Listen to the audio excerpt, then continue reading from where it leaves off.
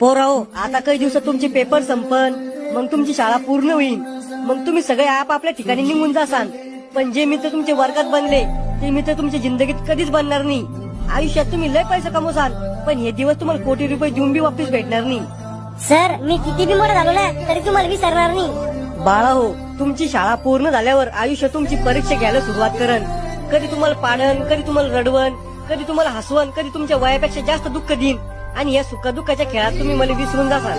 नाही सर, असं कधीच नाही होणार. बाळा हो, वेळेबरोबर तुम्हाला बी बदलणं पडन.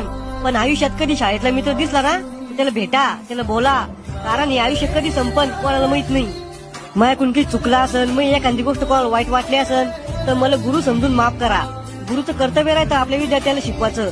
या समाजात आई वडिलांनंतर गुरुच असा व्यक्ती आहे ज्याला वाटतं आपल्या विद्यार्थ्यांना आपल्यापेक्षा पण मोठं व्हावं. गुरु रस्त्यासारखा राहतो, स्वतः कुठे जात नाही, पण विद्यार्थ्याला त्याच्या ध्येयापर्यंत पोहोचवतो. माझ्याकडून काही चुकला असेल तर मला माफ करा. आणि तुमच्या येणाऱ्या भविष्यासाठी तुम्हाला हार्दिक शुभेच्छा.